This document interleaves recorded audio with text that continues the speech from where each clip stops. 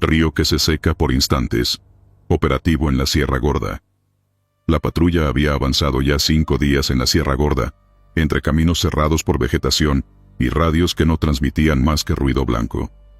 Llevábamos semanas enteras haciendo recorridos en aquella zona donde supuestamente grupos armados cruzaban armamento, pero lo que nos encontraríamos no tenía nada que ver con eso. Desde que llegamos, notamos que el clima se sentía espeso. Las mañanas parecían durar solo un par de horas, y la luz del sol no calentaba. El comandante había ordenado que bajáramos a un campamento improvisado al lado del río principal que atravesaba esa parte del terreno. Era un cauce ancho, con agua clara, que nos sirvió para llenar cantimploras y lavarnos la cara.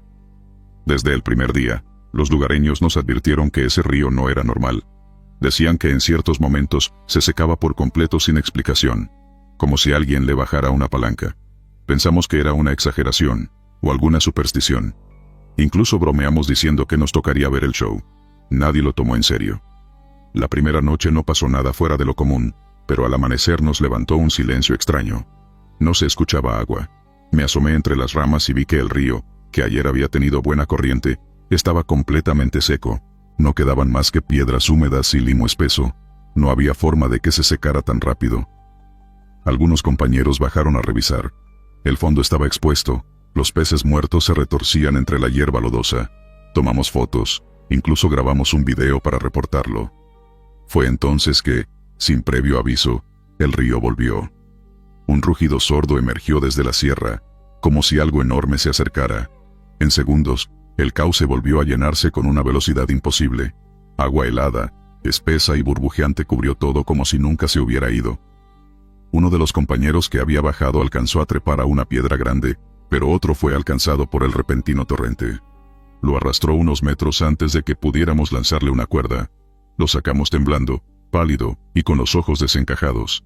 No dijo nada, solo se quedó mirando el agua. Después de eso se hizo una bitácora. El comandante ordenó que se tomaran registros cada hora del estado del río.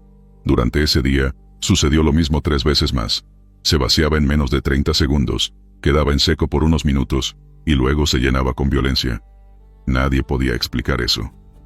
El geólogo de la brigada, un civil que nos acompañaba, aseguraba que no había fallas sísmicas, ni movimiento de represas, ni entradas subterráneas que pudieran provocar eso. Era imposible, según él. Esa noche, el compañero que había sido arrastrado comenzó a hablar solo. Lo escuchamos murmurar mientras dormía, como si rezara, pero sus palabras no eran claras. Uno de nosotros lo sacudió y él despertó gritando. Decía que había estado abajo, que cuando el río se secó por completo, él había visto algo en el fondo, algo que lo miraba. Nos burlamos, tratando de quitarle hierro al asunto, pero todos lo notamos tembloroso, con una especie de terror que no le conocíamos. Al día siguiente, el fenómeno empeoró. El río no solo se secaba, sino que al vaciarse dejaba expuestos huecos, como pozos sin fondo entre las piedras. Oscuros, inmóviles, llenos de un vapor denso que no se disipaba. Nadie quería acercarse, pero nos tocaba monitorear. Uno de los reclutas se acercó a uno de esos huecos, para tomar una muestra del vapor, y cayó de rodillas al borde. Le preguntamos qué veía, y solo repitió que había ojos allá abajo. No lo dejamos seguir. Lo jalamos y lo alejamos del lugar, pero desde entonces no volvió a hablar. Las radios comenzaron a fallar. No transmitían a más de 10 metros. Las brújulas giraban sin sentido. Un sargento intentó usar su GPS, pero mostraba coordenadas imposibles, ubicaciones de alta mar o desiertos de otros países. Esa noche alguien propuso que nos fuéramos, que abandonáramos el punto y reportáramos desde otra posición. El comandante se negó. Teníamos orden de permanecer 3 días más. A la medianoche, algo ocurrió. No sabemos si fue un temblor o un colapso de tierra, pero se sintió como si algo muy pesado se moviera debajo de nosotros. Los árboles se sacudieron y las aves salieron volando. Bajamos todos al río creyendo que se trataba de un derrumbe, pero no vimos tierra caída. Lo que sí vimos fue un hueco inmenso, justo en el centro del cauce. Un remolino oscuro se formó en segundos, tragando el agua como si fuera un desagüe. Nos alejamos de inmediato. En menos de 1 minuto, el río volvió a estar seco. En medio de las piedras, surgió una figura. Era del tamaño de un hombre, pero estaba cubierta de barro y musgo. No se movía, solo estaba allí. Nadie quiso acercarse. Apuntamos con las linternas y parecía una especie de cuerpo, petrificado. Los que lo vieron de cerca juraban que respiraba. El comandante dio la orden de no tocarlo. Durante las siguientes horas, escuchamos voces. Algunas eran como lamentos de mujer, otras eran susurros directos al oído. Uno de los soldados comenzó a sangrar por la nariz sin motivo. Otro se desmayó al tratar de acercarse de nuevo al hueco. Para el amanecer, 3 hombres estaban fuera de sí. No podían hablar ni responder. Solo lloraban o se acurrucaban, como si hubieran visto algo que no podían procesar. El comandante, tembloroso, llamó por última vez al cuartel usando un teléfono satelital que milagrosamente funcionó por unos segundos. No alcanzó a decir más que fenómeno inexplicable, evacuación urgente. La señal se cortó de inmediato. No hubo respuesta. Esa misma tarde, el río volvió a llenarse, pero esta vez no se detuvo. Subió más de lo normal, desbordándose sin razón aparente. Tuvimos que correr monte arriba con lo poco que pudimos cargar.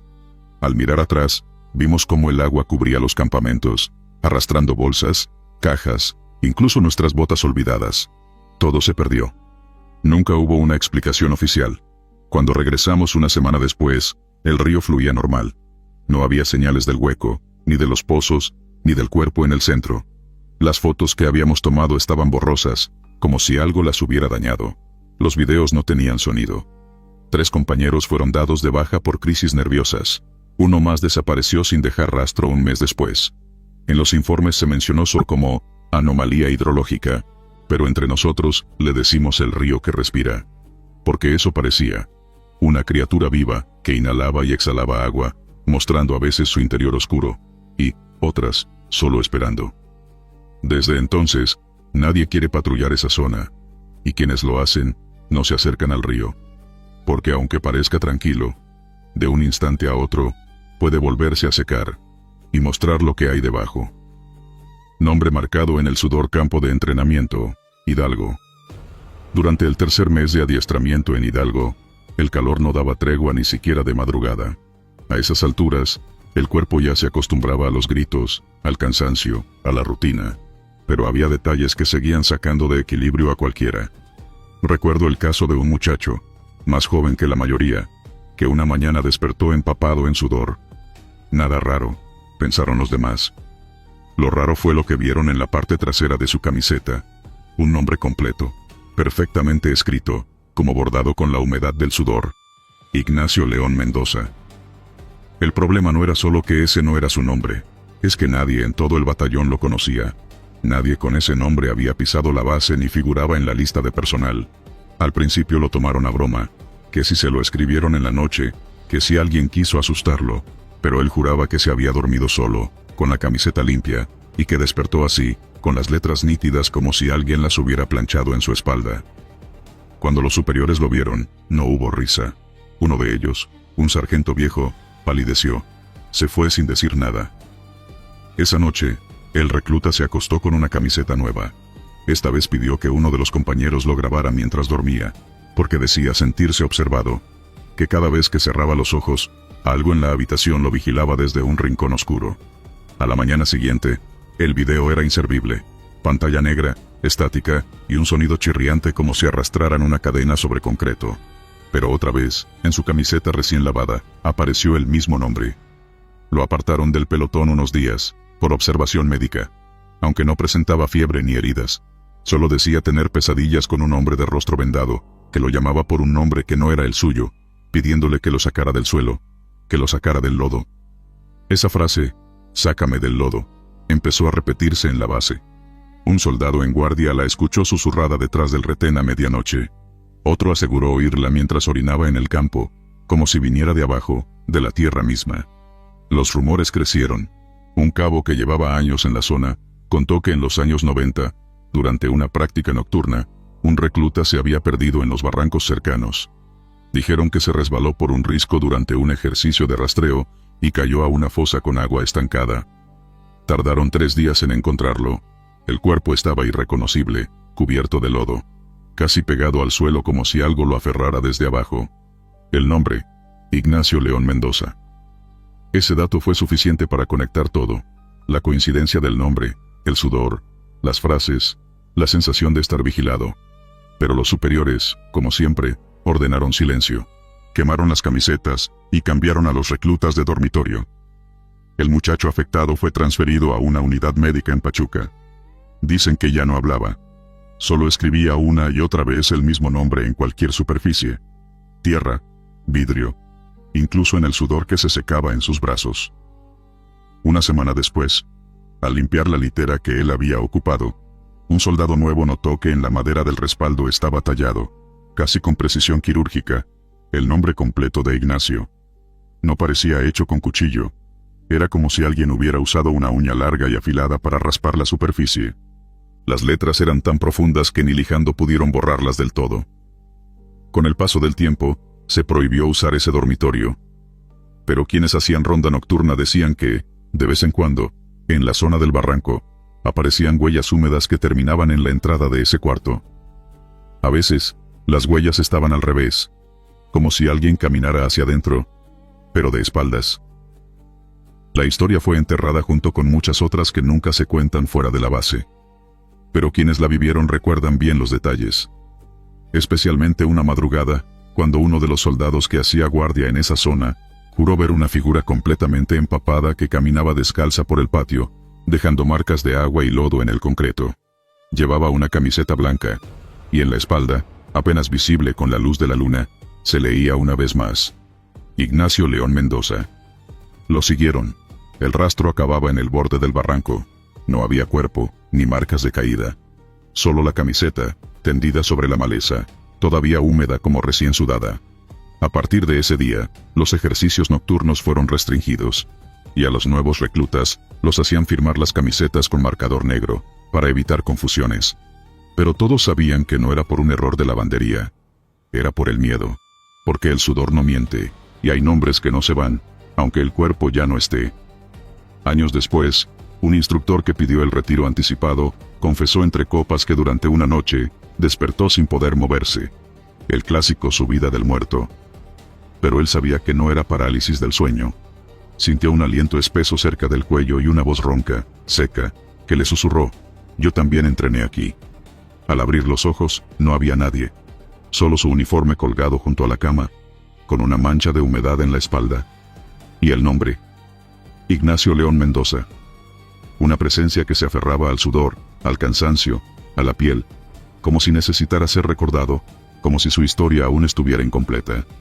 Como si, bajo el lodo, algo suyo no descansara del todo. Por eso, en Hidalgo, nadie se pone una camiseta sin revisarla 2 veces. Y en cada ronda nocturna, cuando el viento sopla hacia el barranco, todos evitan mirar hacia abajo. Porque algunos han dicho que, justo antes del amanecer, se oye un grito apagado, como saliendo de la tierra. Un grito que no pide auxilio, solo exige ser recordado. Grito que no sale de la garganta. Campamento temporal, Chiapas. Durante un despliegue de vigilancia en una zona boscosa de Chiapas, un grupo de soldados montó un campamento temporal al pie de una colina. Era una zona inhóspita, lejos de cualquier comunidad, con vegetación espesa y una humedad que no dejaba de filtrarse hasta los huesos. Los árboles parecían cerrarse sobre el claro donde instalaron sus casas de campaña. Desde el primer día, varios notaron algo raro en la atmósfera, un silencio denso. Ni grillos, ni ranas, ni siquiera el rumor del viento entre las hojas. Todo estaba suspendido. La primera noche pasó sin incidentes, solo una leve incomodidad al dormir. Alguien dijo haber sentido que algo le presionaba el pecho, como si un niño pequeño se sentara sobre él mientras dormía. Otro habló de un zumbido leve en los oídos. Nadie lo tomó en serio. El segundo día transcurrió tranquilo, con labores de reconocimiento y patrullaje. Pero al caer la noche, las cosas comenzaron a cambiar. Un soldado, de guardia en el turno de medianoche, notó que las ramas a su alrededor se mecían, aunque el aire estaba completamente quieto. Pensó que era imaginación. Luego creyó ver una figura cruzar entre los árboles, rápida como una sombra. Dio el aviso, pero nadie respondió. Cuando intentó gritar más fuerte, se dio cuenta de que algo iba mal. Su garganta se tensaba, su boca se abría, pero ningún sonido salía. El miedo lo invadió por completo. Era como si alguien le sujetara la voz desde dentro. Al amanecer, recuperó la capacidad de hablar. Su primer impulso fue alertar a sus compañeros, pero ellos lo miraron pálidos. 4 más, dijeron haber vivido lo mismo. Uno de ellos lloró de impotencia, recordando cómo trató de pedir auxilio después de ver un rostro flotando en el toldo de su tienda. Otro se había levantado a orinar y fue rodeado por siluetas oscuras entre los árboles, estáticas, pero amenazantes. Intentó alertar, pero su voz estaba atrapada en la garganta. Para la tercera noche, varios decidieron dormir con el radio encendido. Uno dejó la grabadora del teléfono activa por si algo ocurría. Y ocurrió. La madrugada del tercer día quedó registrada en uno de esos audios. A las 2:25 de la mañana, se escucha un pequeño golpe. Luego unos pasos sobre hojas secas. Y después, una respiración entrecortada. Lo perturbador es que la voz del soldado se oye intentando hablar, forzando un grito que jamás se produce, como si el sonido fuera absorbido por algo invisible. Solo se escucha una especie de eco sin sentido, como cuando uno grita bajo el agua. Esa misma noche, otro elemento despertó con los ojos abiertos pero sin poder moverse. A su alrededor, un grupo de sombras giraba en silencio. Una se inclinó hacia él y le colocó algo en el pecho. Un objeto helado, imposible de identificar. Cuando logró recuperar el control de su cuerpo, no había nadie. Solo un anillo de tierra quemada justo donde dormía. No era fuego. Era como si el suelo hubiera sido corrompido desde dentro. Al día siguiente, el comandante decidió cambiar de ubicación. No querían arriesgar la salud mental de la tropa, pero al empacar, notaron que algunas mochilas estaban húmedas por dentro, a pesar de estar cerradas. Había hojas marchitas en el interior, y una de las tiendas tenía marcas como de dedos largos en el techo, desde afuera, como si algo se hubiera arrastrado sobre ella durante la madrugada. Lo extraño es que no había rastro de huellas alrededor, solo esas marcas, perfectamente dibujadas. En el nuevo campamento, apenas unos kilómetros más lejos, todo parecía calmarse. Hasta que un soldado, durante su guardia, intentó recitar la contraseña del día para el cambio de turno, y no pudo. Solo abría la boca, desesperado. La radio lo captó. Silencio absoluto. En su lugar, se escuchó una especie de chasquido, como si alguien caminara sobre grava mojada. Lo encontraron al borde del colapso nervioso, balbuceando sin control. Dijo haber visto una figura sentada entre los árboles.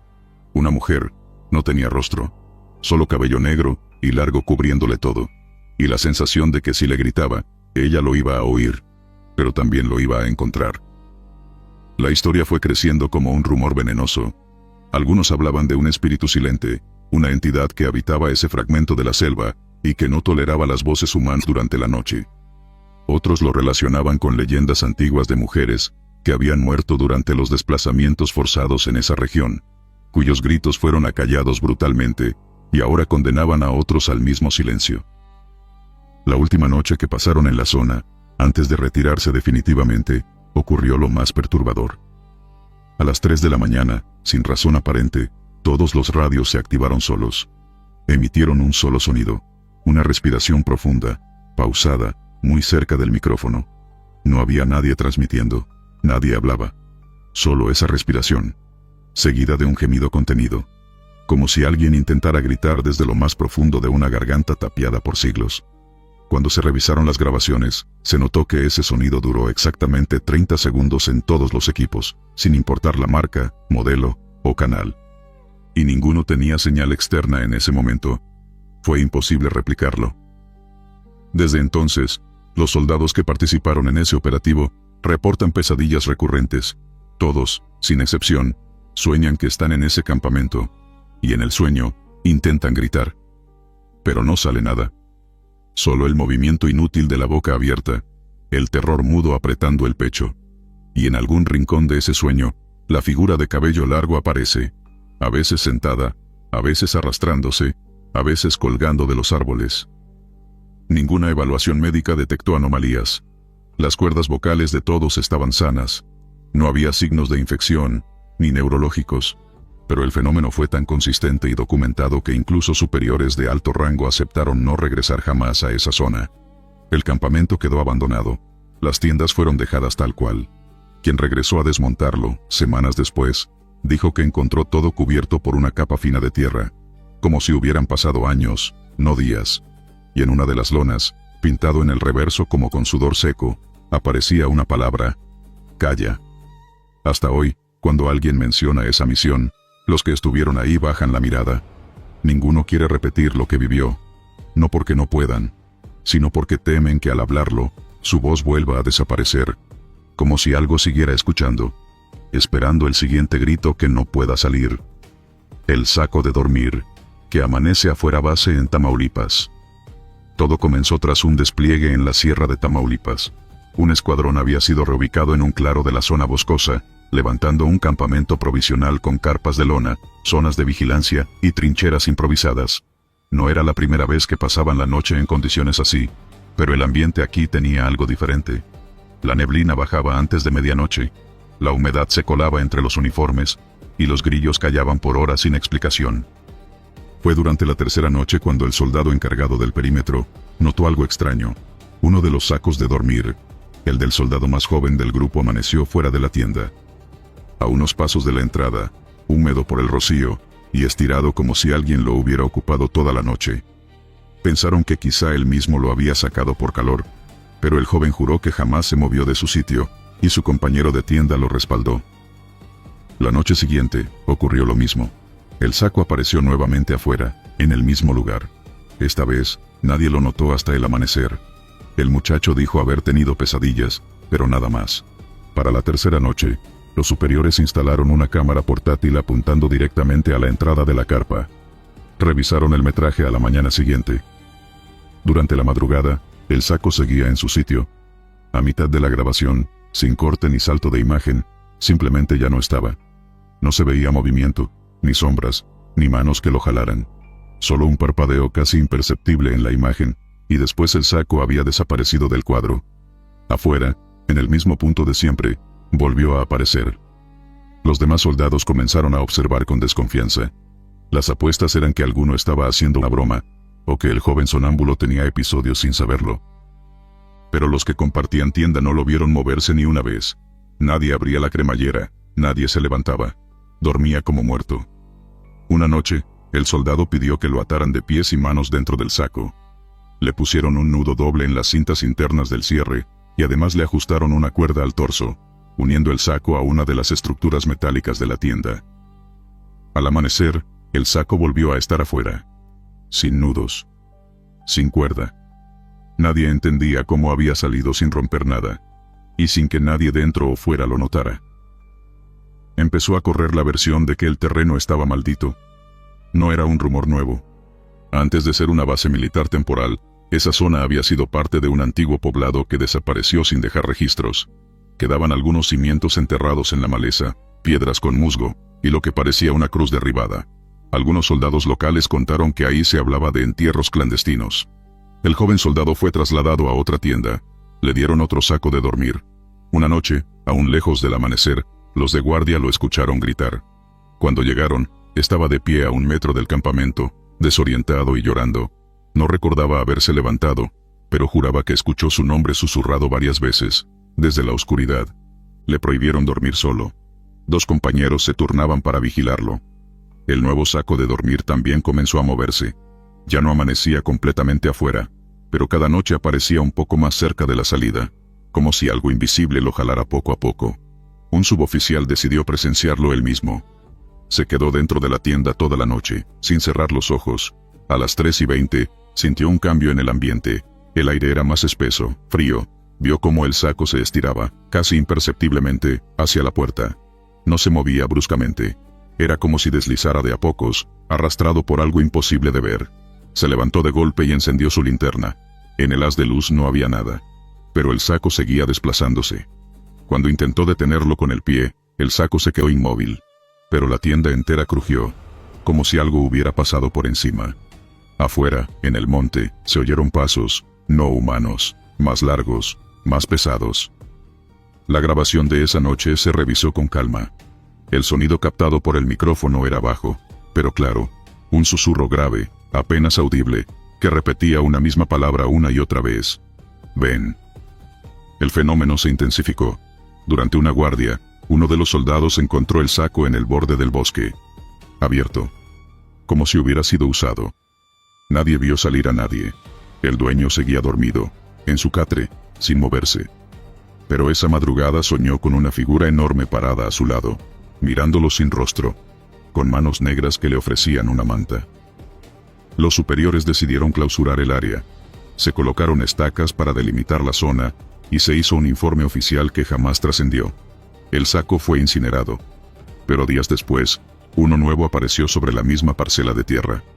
Envuelto y limpio. Sin etiqueta. Nadie lo reclamó. Se pidió una rotación de personal. Antes de irse, el joven que había sido afectado, miró una última vez al claro desde el camión. En la maleza, justo donde amanecía el saco cada noche, se veía una forma redondeada. Como si el pasto se hubiera aplastado de nuevo.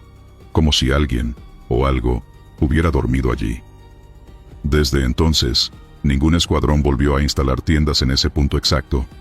A pesar de la necesidad de operaciones en la región, esa parcela quedó marcada en los mapas con una línea roja, sin explicación oficial. En las noches más frías, algunos soldados juran que ven un bulto oscuro bajo la niebla, como un saco de dormir abandonado, pero aún tibio. Y nadie se atreve a tocarlo. El saco de dormir, que amanece afuera base en Tamaulipas. Todo comenzó tras un despliegue en la sierra de Tamaulipas. Un escuadrón había sido reubicado en un claro de la zona boscosa, levantando un campamento provisional con carpas de lona, zonas de vigilancia y trincheras improvisadas. No era la primera vez que pasaban la noche en condiciones así, pero el ambiente aquí tenía algo diferente. La neblina bajaba antes de medianoche, la humedad se colaba entre los uniformes, y los grillos callaban por horas sin explicación. Fue durante la tercera noche cuando el soldado encargado del perímetro notó algo extraño. Uno de los sacos de dormir, el del soldado más joven del grupo, amaneció fuera de la tienda. A unos pasos de la entrada, húmedo por el rocío y estirado como si alguien lo hubiera ocupado toda la noche. Pensaron que quizá él mismo lo había sacado por calor, pero el joven juró que jamás se movió de su sitio, y su compañero de tienda lo respaldó. La noche siguiente, ocurrió lo mismo. El saco apareció nuevamente afuera, en el mismo lugar. Esta vez, nadie lo notó hasta el amanecer. El muchacho dijo haber tenido pesadillas, pero nada más. Para la tercera noche, los superiores instalaron una cámara portátil apuntando directamente a la entrada de la carpa. Revisaron el metraje a la mañana siguiente. Durante la madrugada, el saco seguía en su sitio. A mitad de la grabación, sin corte ni salto de imagen, simplemente ya no estaba. No se veía movimiento, ni sombras, ni manos que lo jalaran. Solo un parpadeo casi imperceptible en la imagen, y después, el saco había desaparecido del cuadro. Afuera, en el mismo punto de siempre, volvió a aparecer. Los demás soldados comenzaron a observar con desconfianza. Las apuestas eran que alguno estaba haciendo una broma, o que el joven sonámbulo tenía episodios sin saberlo. Pero los que compartían tienda, no lo vieron moverse ni una vez. Nadie abría la cremallera, nadie se levantaba. Dormía como muerto. Una noche, el soldado pidió que lo ataran de pies y manos dentro del saco. Le pusieron un nudo doble en las cintas internas del cierre, y además le ajustaron una cuerda al torso, uniendo el saco a una de las estructuras metálicas de la tienda. Al amanecer, el saco volvió a estar afuera, sin nudos, sin cuerda. Nadie entendía cómo había salido sin romper nada, y sin que nadie dentro o fuera lo notara. Empezó a correr la versión de que el terreno estaba maldito. No era un rumor nuevo. Antes de ser una base militar temporal, esa zona había sido parte de un antiguo poblado que desapareció sin dejar registros. Quedaban algunos cimientos enterrados en la maleza, piedras con musgo, y lo que parecía una cruz derribada. Algunos soldados locales contaron que ahí se hablaba de entierros clandestinos. El joven soldado fue trasladado a otra tienda. Le dieron otro saco de dormir. Una noche, aún lejos del amanecer, los de guardia lo escucharon gritar. Cuando llegaron, estaba de pie a 1 metro del campamento, desorientado y llorando. No recordaba haberse levantado, pero juraba que escuchó su nombre susurrado varias veces, desde la oscuridad. Le prohibieron dormir solo. 2 compañeros se turnaban para vigilarlo. El nuevo saco de dormir también comenzó a moverse. Ya no amanecía completamente afuera, pero cada noche aparecía un poco más cerca de la salida, como si algo invisible lo jalara poco a poco. Un suboficial decidió presenciarlo él mismo. Se quedó dentro de la tienda toda la noche, sin cerrar los ojos. A las 3:20, sintió un cambio en el ambiente. El aire era más espeso, frío. Vio cómo el saco se estiraba, casi imperceptiblemente, hacia la puerta. No se movía bruscamente. Era como si deslizara de a pocos, arrastrado por algo imposible de ver. Se levantó de golpe, y encendió su linterna.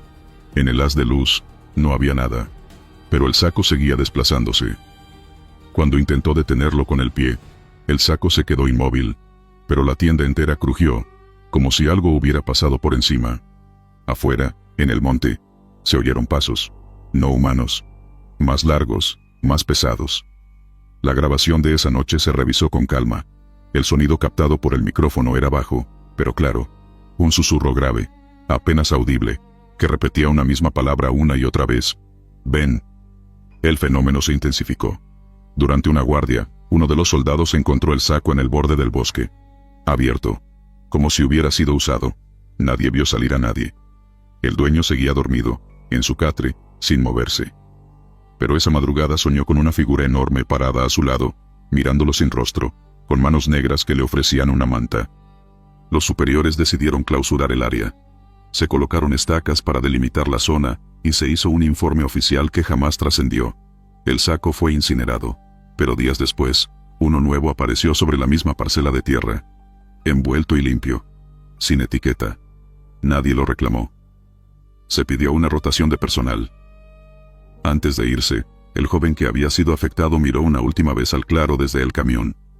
En la maleza, justo donde amanecía el saco cada noche, se veía una forma redondeada, como si el pasto se hubiera aplastado de nuevo, como si alguien, o algo, hubiera dormido allí.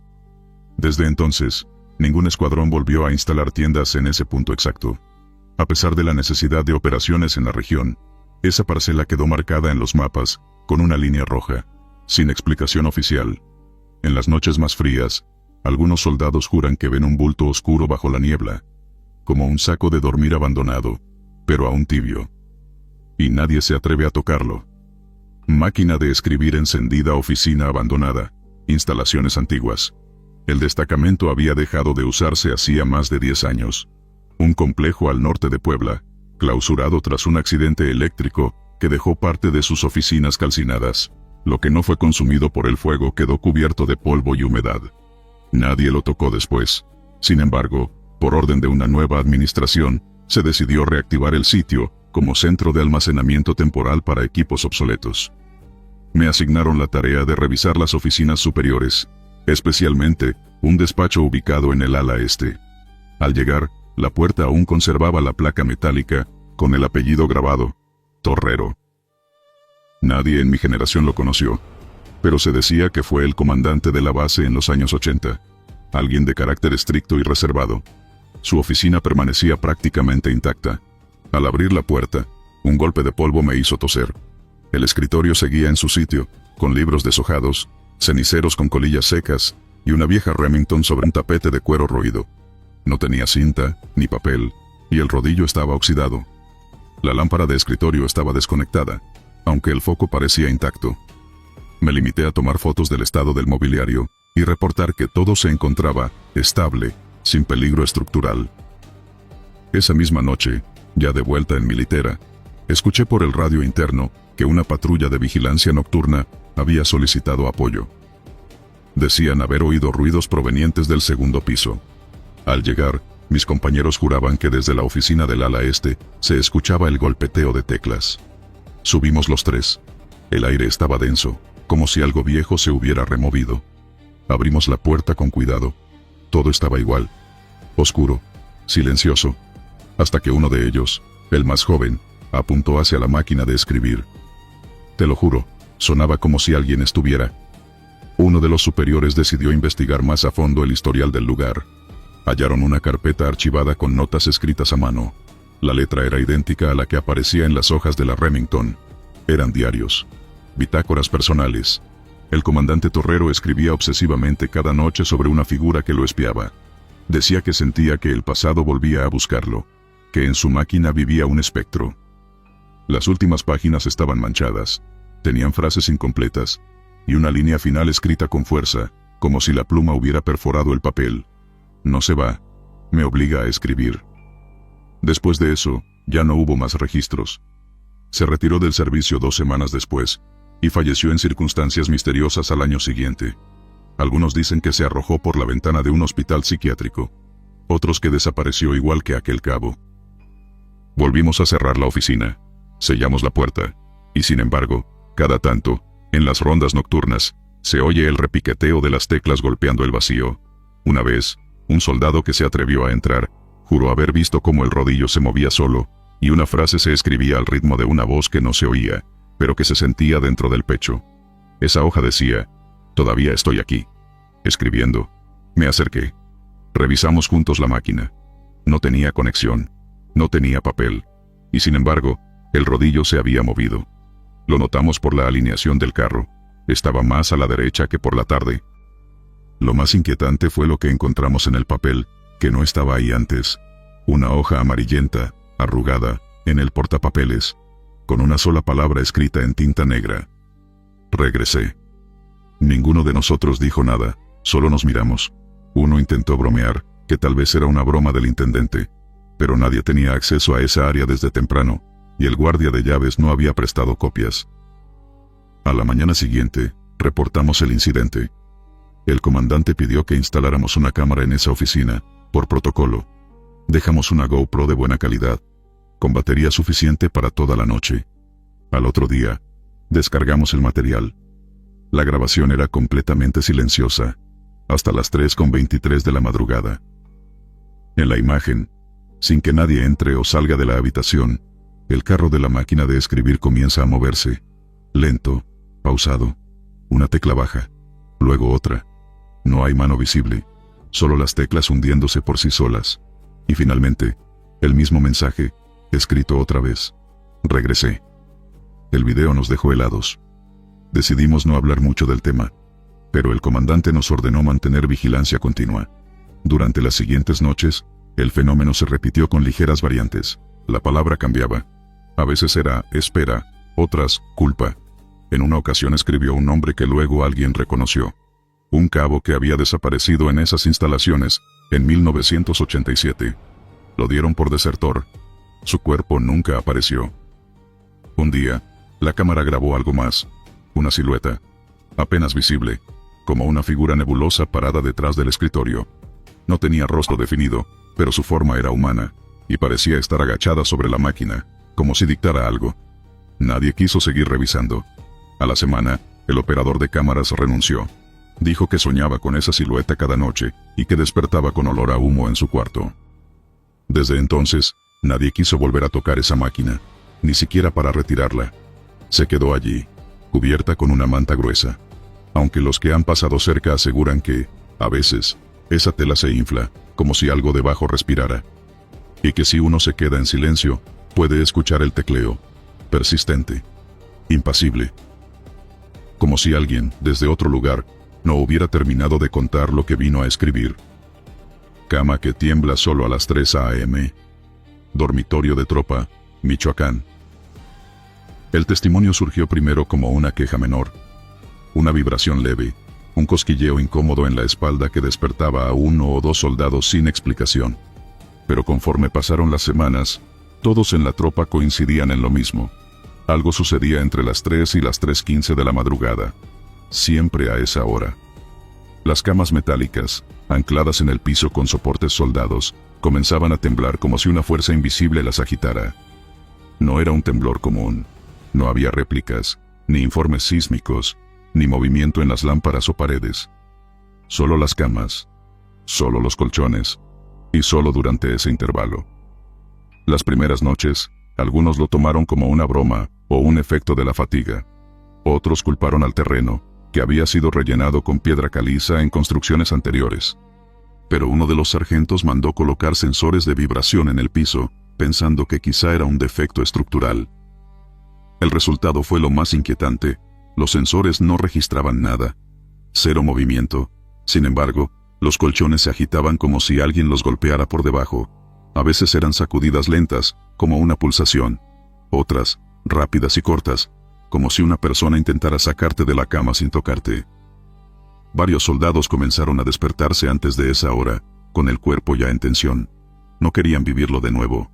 Algunos pedían cambiar de litera o dormir en el suelo, alegando que allí no sentían nada. Pero no siempre servía. Un cabo que se recostó sobre una colchoneta en el pasillo, también reportó vibraciones a las 3:05. Una madrugada, un soldado intentó grabarlo. Puso su teléfono celular apuntando a su cama, activó la cámara, y lo dejó grabando con visión nocturna improvisada. A la mañana siguiente, cuando revisaron el video, se notó algo más perturbador que las vibraciones. A las 3 en punto, la cámara comenzó a registrar un parpadeo irregular en la imagen, como si la luz, aunque apagada, titilara por interferencia. Luego, la cama empezó a moverse ligeramente. En la grabación, se veía el colchón hundirse en intervalos, como si dedos invisibles lo empujaran. Una sombra sin fuente clara cruzó la pared del fondo durante ese momento. Intentaron repetir la grabación varias veces, pero el fenómeno no volvió a captarse con claridad. O la cámara se apagaba sin razón, o el archivo se corrompía. Aún así, nadie lo negaba. Lo vivían en carne propia. El fenómeno ocurría incluso cuando dormían en diferentes literas. No dependía de la ubicación. Era como si todo el cuarto estuviera bajo un dominio que se activaba solo en ese pequeño intervalo de tiempo. Uno de los comandantes, escéptico, se quedó despierto para presenciarlo. Sin avisar, se recostó en una de las camas del fondo fingiendo dormir. A las 3:05, parecía tranquilo. A las 3:02, se incorporó bruscamente con la cara descompuesta. Dijo que la cama vibraba por dentro, como si el metal quisiera abrirse. No volvió a hablar del tema después de esa noche. Hubo rumores entre los veteranos de que ese dormitorio estaba construido sobre los restos de un cuartel antiguo, de los tiempos del conflicto cristero. Algunos afirmaban que ahí murieron soldados emboscados, que hubo fusilamientos internos, o incluso que bajo el suelo seguía habiendo huesos. Nadie pudo confirmarlo con papeles, pero lo que sí se notaba era que el aire en esa sala era más frío que en los pasillos. Lo más escalofriante fue una noche en que las vibraciones se adelantaron. Eran las 2:56 cuando las camas comenzaron a sacudirse. Un soldado en la esquina gritó. No fue por el movimiento, sino porque sintió un peso sobre el pecho. Decía que alguien se había subido encima de él. Al abrir los ojos, juró haber visto un rostro pegado al suyo, sin cejas ni labios, con un aliento como de tierra mojada. Después de ese incidente, pidieron cambiar al pelotón a otro cuarto. Algunos fueron redistribuidos a otros dormitorios dentro del cuartel. Otros salieron de comisión unos días.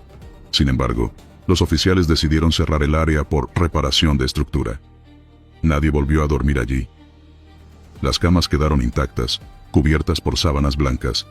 De noche, quienes pasan cerca, juran oír pequeños golpecitos metálicos que provienen de adentro, como si el temblor aún se repitiera, incluso sin cuerpos acostados. Un ingeniero que inspeccionó la zona meses después dijo que el concreto estaba estable, pero halló una anomalía, una fosa poco profunda bajo la estructura.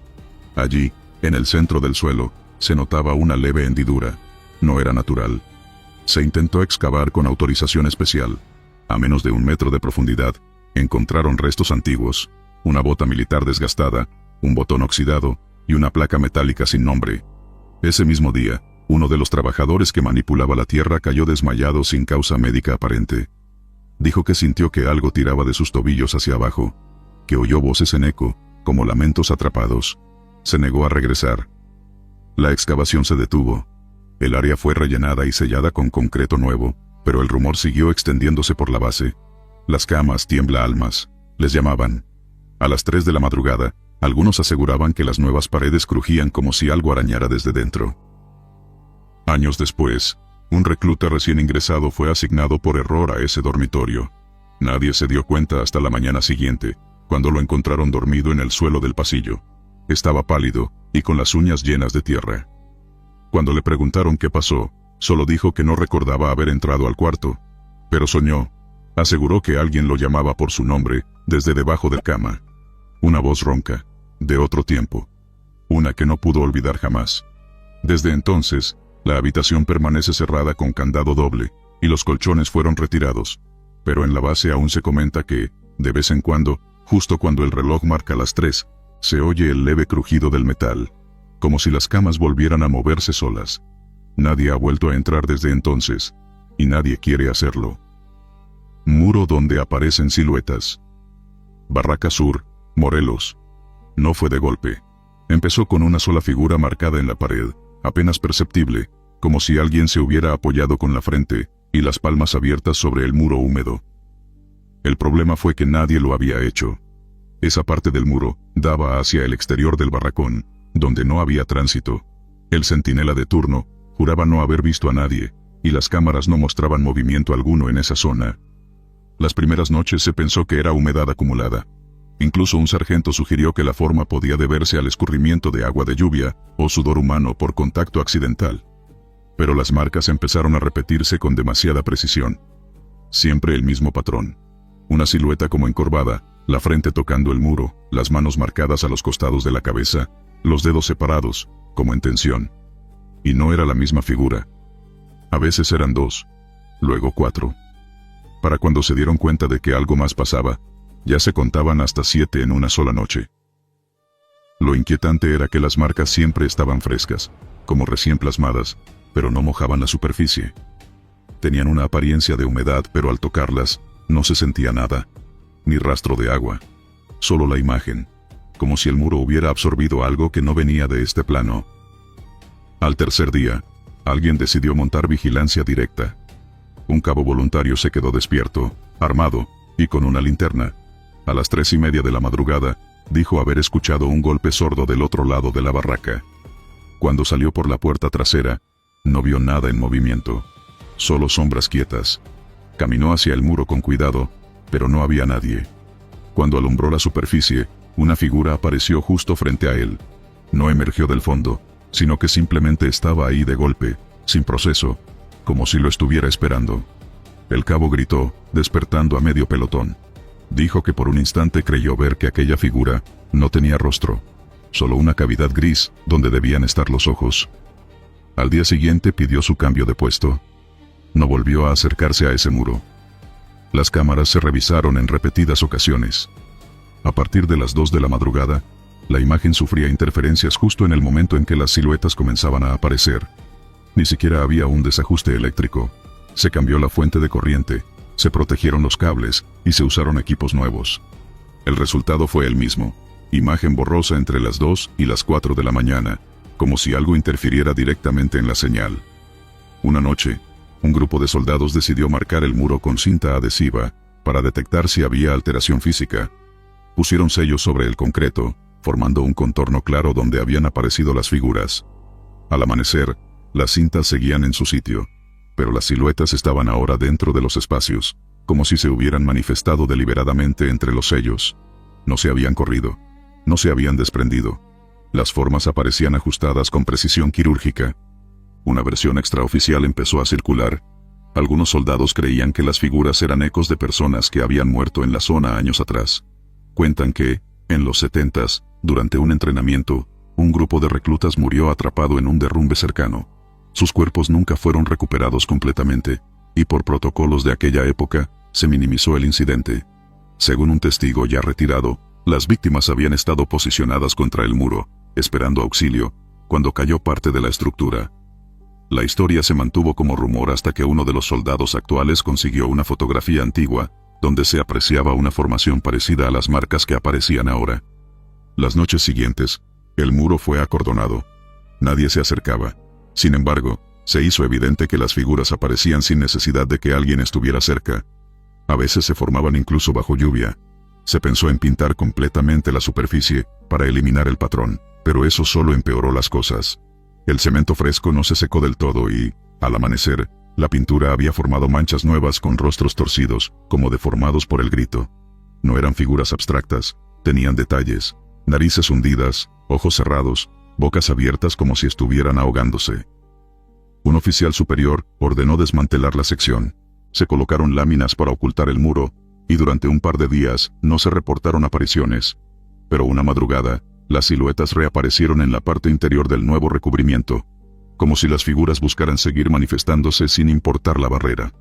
Un soldado de guardia, durante una madrugada particularmente fría, dijo haber visto cómo una de las figuras salía del muro. No caminaba, no flotaba, simplemente se despegaba de la superficie, como si fuera de papel doblado. Aquella cosa no tenía ojos, tenía un rostro liso y estirado, completamente carente de expresión. Se quedó de pie frente al centinela, sin moverse. Cuando el soldado intentó alzar el arma, la figura se desvaneció como si nunca hubiese estado ahí. Pero la cámara, al revisar la grabación, mostró un lapso de casi 5 minutos sin imagen. Pantalla negra. Y luego, de golpe, todo volvió a la normalidad. Durante 2 semanas, las manifestaciones se volvieron diarias. Las marcas ya no solo aparecían en el muro sur, empezaron a verse en otras secciones, como si se propagaran.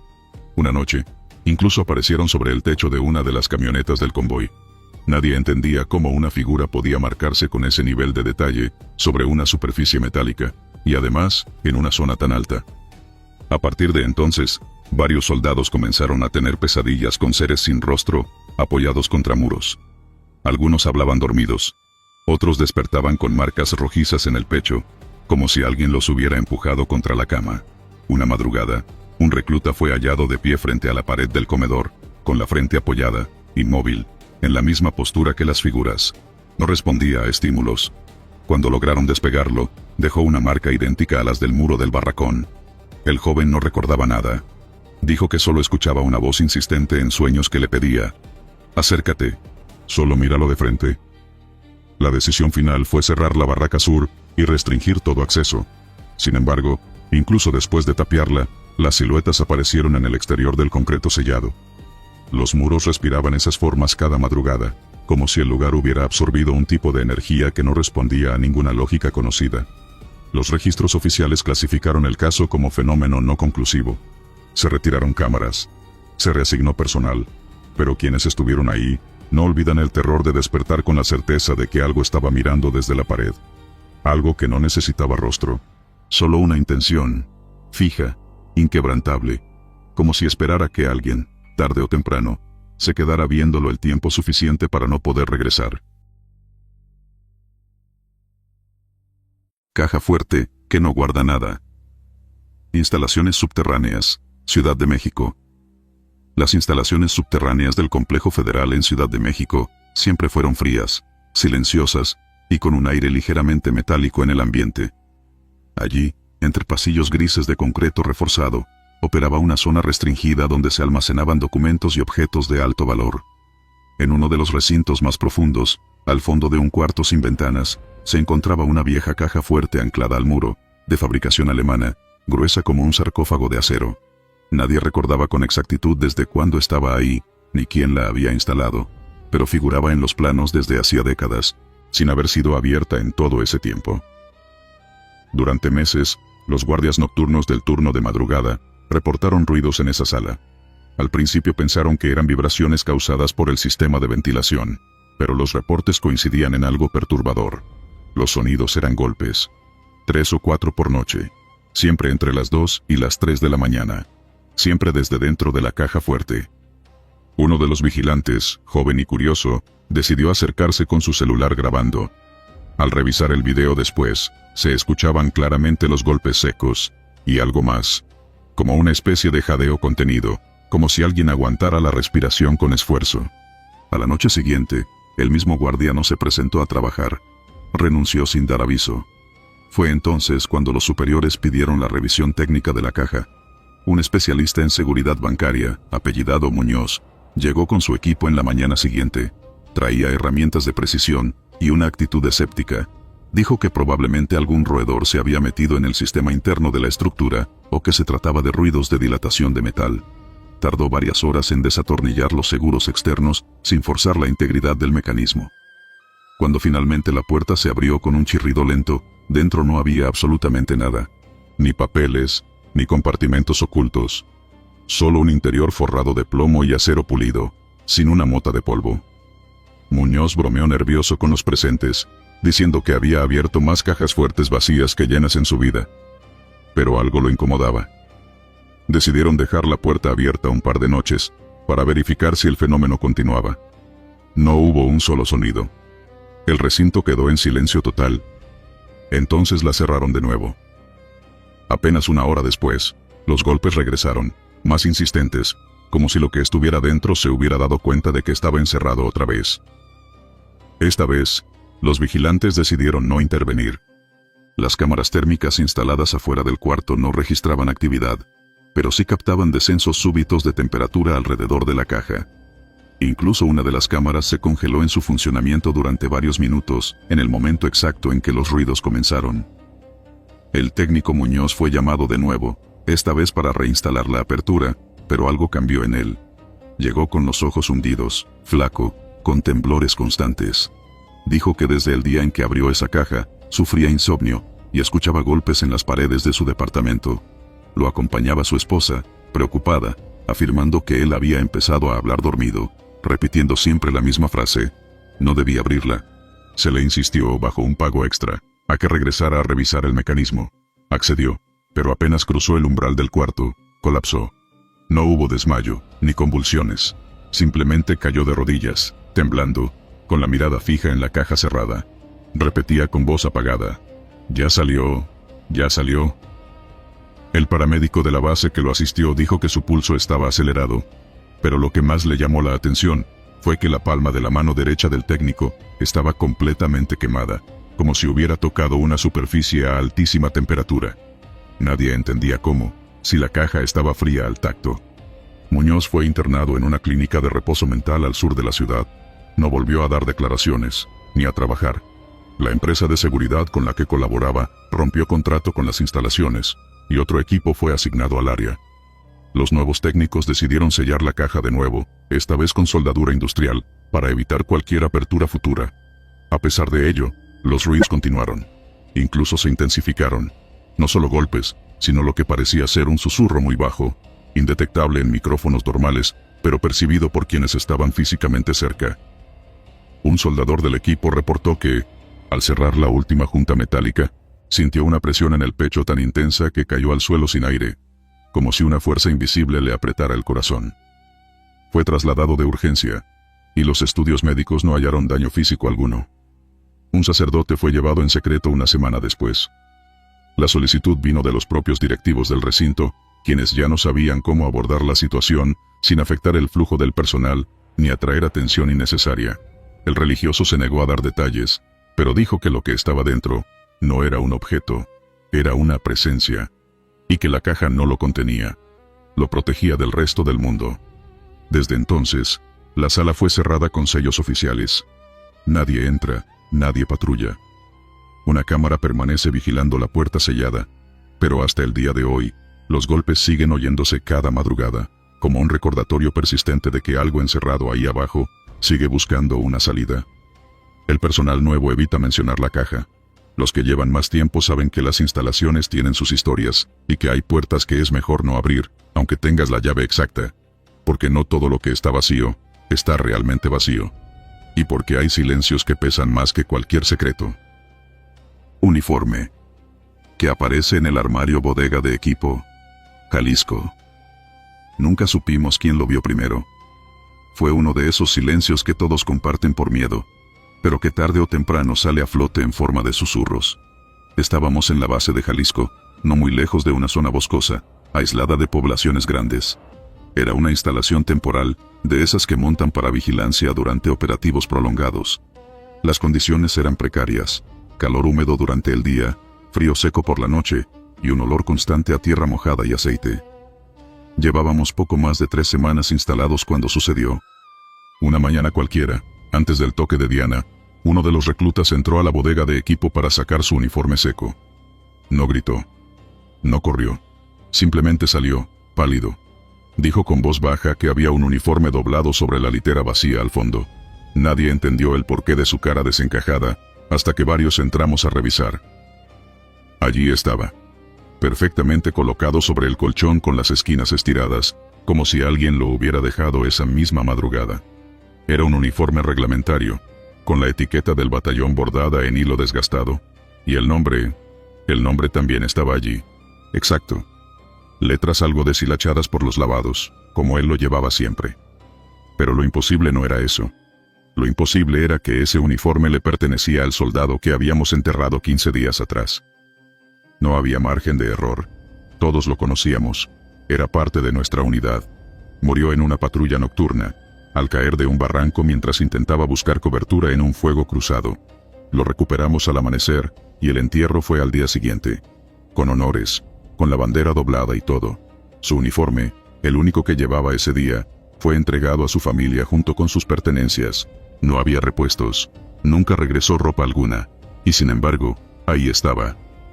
Los oficiales ordenaron dejar todo tal cual, sin tocarlo. Cerraron la bodega con candado y colocaron una advertencia informal. Nadie debía entrar, al menos no hasta que llegaran los superiores. Se sospechó de una broma de mal gusto, pero ninguno tenía el humor para eso. No allí, no en medio de ese ambiente denso, donde los grillos callaban a ciertas horas como si esperaran algo. Esa noche, un cabo de guardia afirmó haber oído pasos dentro de la bodega. Pasos lentos, pesados, como botas en suelo de madera, aunque el piso era de concreto. Juró que también escuchó el sonido de tela frotándose. Revisó. Nadie. La puerta seguía cerrada y sellada. Para la segunda noche, otro soldado que dormía en la litera contigua comenzó a hablar dormido. Algo sobre no dejarlo solo, y el uniforme ya está listo. Lo despertamos. Estaba bañado en sudor, los ojos llorosos. Dijo que soñó con él, con el muerto, que lo vio sentado al pie de su cama, con el uniforme puesto, pero con la cara oscura, como si estuviera cubierta de tierra mojada. Lo más perturbador fue lo último que dijo antes de volver a dormirse. Me dijo que no se fue, que solo está esperando que alguien lo llame. La tensión creció.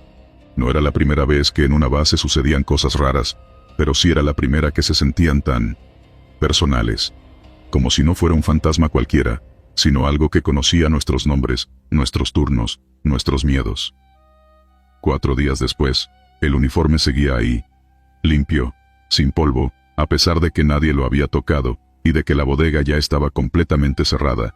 Un capitán que vino de otra región, ordenó que lo retiraran. Nadie quiso hacerlo. Al final, un técnico de intendencia lo guardó en una bolsa térmica para trasladarlo a la comandancia. En cuanto tocó la tela, comenzó a sangrar de la nariz. Dijo sentir un zumbido en los oídos, y una presión en el pecho. Le tomaron la presión. Normal. Lo enviaron a descansar. Esa noche, tuvo convulsiones mientras dormía. Lo evacuaron en helicóptero al amanecer. La bolsa fue asegurada en un cuarto separado. Esa misma noche, durante la guardia, se activó la alarma de incendio. Sin humo, sin calor. Solo la alarma chillando como si algo hubiera cruzado el umbral del cuarto donde estaba la bolsa. Las cámaras no captaron movimiento humano, pero una sombra de figura alta pasó por el fondo del encuadre. Los mandos decidieron sacar la bolsa y enterrarla junto con tierra bendita detrás de la bodega. Se hizo sin ceremonia, con urgencia. A la madrugada siguiente, el área amaneció con huellas marcadas alrededor. Eran botas, solas, iban en círculos. Una semana después, un recluta nuevo asignado al campamento preguntó, sin saber nada, ¿quién duerme en esa litera vacía? Porque anoche, cuando fui al baño, vi a alguien sentado ahí. No me contestó, pero tenía el uniforme puesto. Pensé que era uno de ustedes. Todos lo miramos en silencio. Nadie respondió. Los informes se cerraron sin explicación. Dijeron que fue una confusión en la bodega, un error de inventario, que el uniforme era uno viejo extraviado. Pero todos sabíamos que no. Lo que ocurrió ahí se quedó con nosotros. Incluso después del traslado, algunos aseguraron que, en cada nueva base donde alguien de nuestro pelotón era reubicado, aparecía algo. Un parche bordado, una medalla oxidada, una bota solitaria junto al catre. Como si el espíritu no se hubiera quedado en el lugar, sino que siguiera los pasos de su escuadra. Nunca se habló más del tema oficialmente, pero nadie volvió a ocupar esa litera. Quedó vacía, como esperando el regreso de alguien, o la llegada de otro. Río que corre en reversa zona de vigilancia, Veracruz. Durante las madrugadas húmedas en esa zona de vigilancia selvática en Veracruz, el sonido del agua era constante, monótono, como una respiración viva. La base más cercana quedaba a varios kilómetros, y el destacamento encargado de patrullar los márgenes del río, lo hacía con linternas cortas y rifles desgastados. Aquella noche, la humedad era más densa de lo habitual. La neblina no se disipaba, flotaba como una sábana tibia sobre los pastizales. Uno de los soldados apuntó su lámpara hacia el cauce, y se quedó quieto. Otro se acercó. Las hojas secas que flotaban, no se alejaban. Volvían, una a una, deslizándose río arriba. No se escuchaba viento, ni se percibía alteración alguna en el clima. Pero el agua se movía contra la lógica, como si el tiempo se hubiera invertido únicamente en el cauce. Los 3 soldados que estaban en el perímetro bajaron al borde del agua. Metieron ramas, piedras pequeñas. Todo regresaba. El flujo del río había cambiado sin razón aparente. No era un remolino ni un cambio local. Era todo el ancho del río, desplazándose hacia su origen. Uno de ellos, escéptico, intentó justificarlo. Debe haber una represa abierta más adelante, dijo, sin mucha convicción. Pero sabían bien que no había represas río arriba. Solo monte, barro, árboles y caminos abandonados. Decidieron no reportarlo todavía. Querían observar un poco más. Pasaron 5, 10, 15 minutos. El fenómeno seguía. La corriente invertida parecía sostenerse, como si respondiera a una voluntad invisible. Entonces notaron lo más inquietante. Los peces. No saltaban, no nadaban. Emergían lentamente desde el fondo, flotando sin vida, con las branquias abiertas como si hubieran sido asfixiados. Uno de los soldados, el más joven, sugirió que se marcharan. Algo en ese ambiente los estaba sacando de su centro. No era miedo, era una presión sorda, un silencio grueso que se acumulaba en el aire, como si el río, al revertir su curso, también estuviera arrastrando la lógica de todo lo demás. Decidieron reportar la anomalía a la base. El operador de radio, tras un silencio prolongado, respondió: «Confirmen nuevamente. ¿El río va en reversa?» «Afirmativo. Las hojas, los peces, todo sube». La respuesta tardó. Después, solo dijeron: «Manténganse en posición, no se acerquen más, vamos en camino». Cuando el resto del pelotón llegó al lugar, 20 minutos después, ya no había señales del fenómeno. El agua fluía con normalidad, en su dirección original. Las hojas que antes flotaban contracorriente, ahora se perdían río abajo. Solo quedaban los peces muertos, acumulados en un borde de piedra. El capitán ordenó revisar los niveles del agua. No había aumento, ni residuos químicos, ni desbordes. Las muestras recogidas al amanecer fueron enviadas al laboratorio de Xalapa. No se halló nada anómalo en ellas. Tampoco había reportes meteorológicos que explicaran una inversión de corriente natural. Los días siguientes transcurrieron con normalidad, pero los 3 soldados de la patrulla original comenzaron a mostrar signos de incomodidad. Uno se levantaba cada noche a revisar el cauce. Otro no dormía bien. Decía escuchar burbujeos bajo tierra, como si el río corriera dentro de su cabeza. El tercero, el más callado, se mantenía en silencio, pero fue sorprendido tallándose los brazos con jabón en seco, obsesionado con quitarse un olor que los demás no percibían. Una semana después, este último fue trasladado a la enfermería con fiebre alta. Deliraba. Murmuraba frases inconexas sobre agua que lo arrastraba en círculos. Cuando lo sedaron para contenerlo, su cuerpo se sacudió como si luchara contra algo invisible. Los 2 compañeros restantes solicitaron su cambio de destacamento. No quisieron permanecer más cerca del río. En sus solicitudes escritas, no mencionaron el fenómeno directamente, solo alegaron incomodidad prolongada y sensación constante de amenaza. Un investigador civil, especialista en fenómenos hidrológicos, fue enviado semanas después. Recorrió la zona del cauce, revisó estructuras geológicas, examinó los informes del clima, pero no halló explicación alguna. Sin embargo, entre sus anotaciones personales, dejó una observación extraña. En la orilla del río, en una zona cubierta de piedras planas, hay señales de desgaste reciente, como si alguien o algo hubiera estado arrastrándose desde el agua hacia el monte. La bitácora fue archivada sin más análisis, pero en el siguiente mes, otro destacamento fue enviado. Una patrulla nocturna distinta reportó escuchar, en la misma franja horaria, un murmullo bajo, como voces dentro del agua. No hubo reporte oficial, solo el rumor entre los soldados. El río guarda lo que regresa. A finales de ese mismo año, una crecida súbita arrasó parte del campamento provisional instalado a pocos metros del cauce. No llovía en la zona desde hacía días. La corriente creció repentinamente durante la madrugada, arrastrando una de las casetas de observación sin previo aviso. Nadie murió, pero los testimonios fueron extraños. Uno de los soldados afirmó que, justo antes de que el agua se desbordara, vio una silueta dentro del río. No caminaba ni nadaba.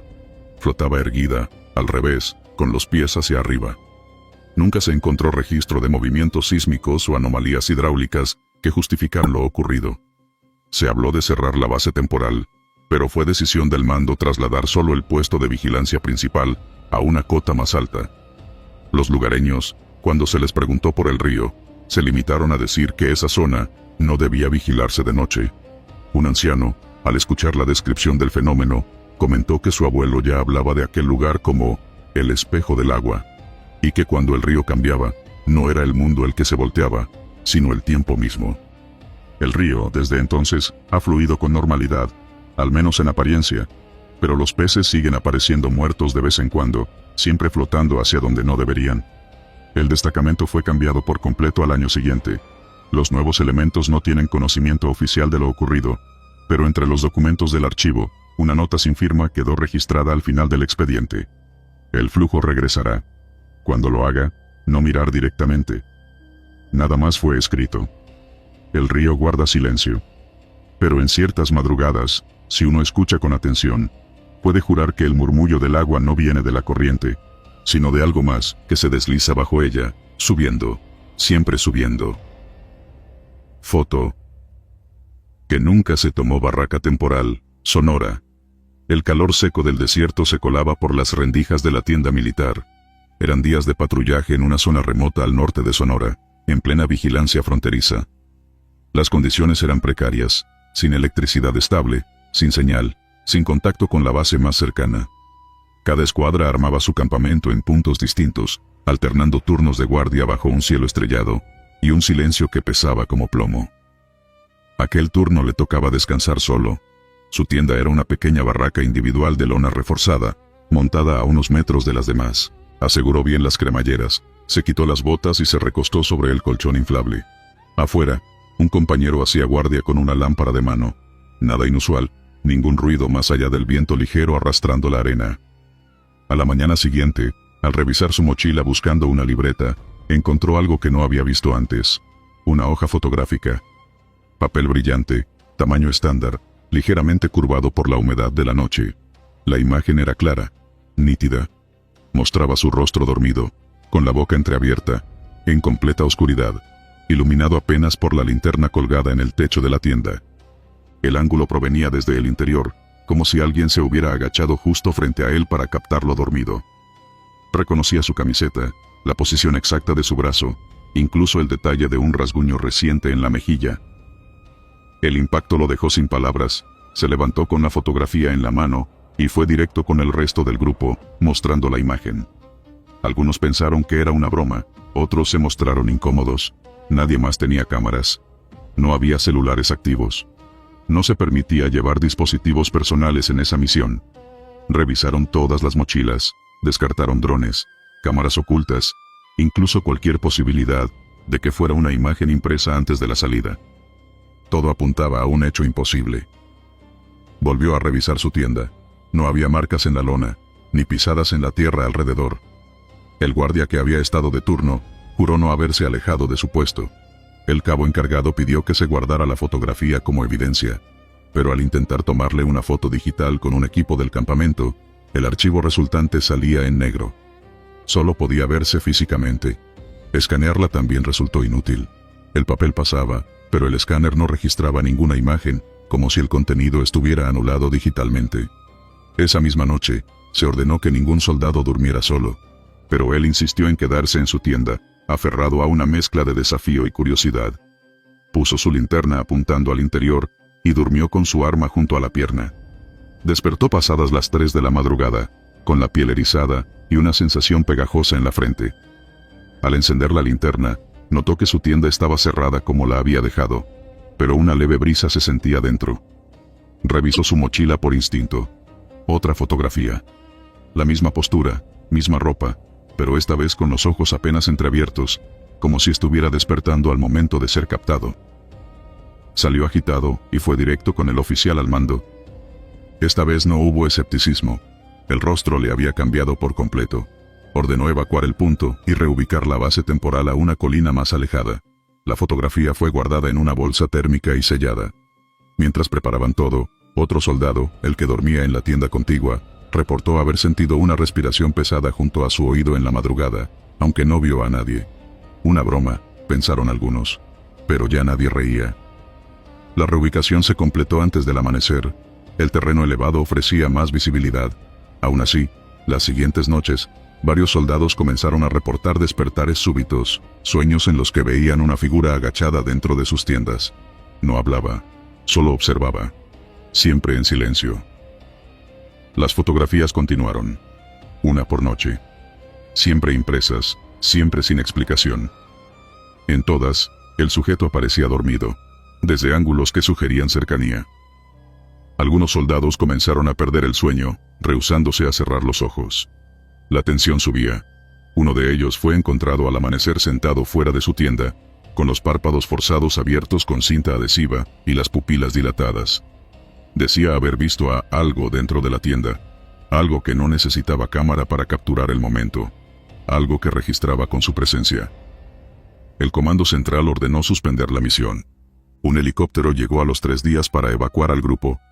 En el informe preliminar se anotaron alteraciones psicológicas colectivas, pero no hubo explicación para las fotografías físicas. El archivo del caso fue clasificado, solo una copia quedó en manos del primer soldado afectado, quien fue enviado a una revisión psiquiátrica. Al poco tiempo, pidió su baja definitiva del servicio.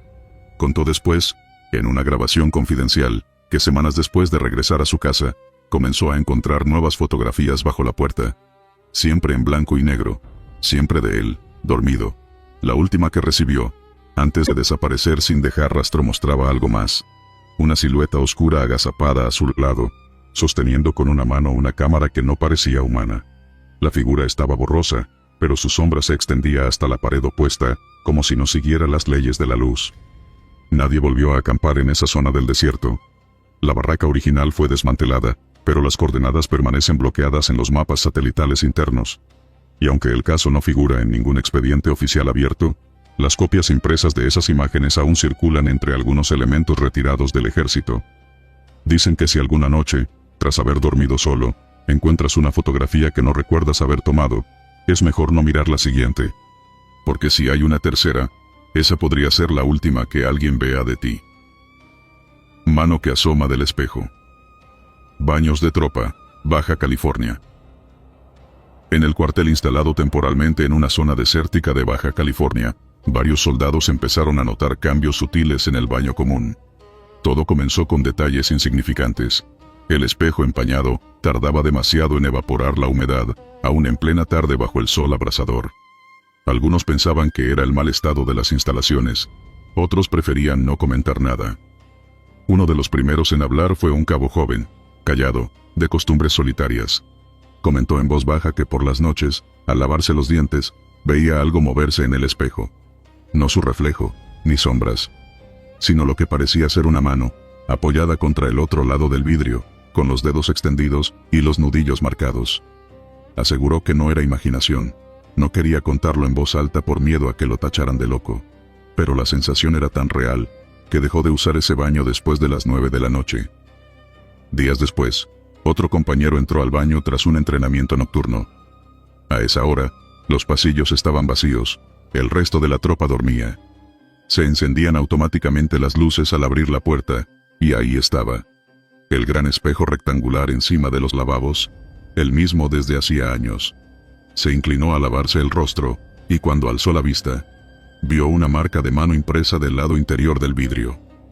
Se acercó, pasó el dedo por la superficie, y notó que el resto del espejo estaba tibio al tacto, pero en ese punto específico, el cristal estaba helado, como si algo lo tocara desde adentro.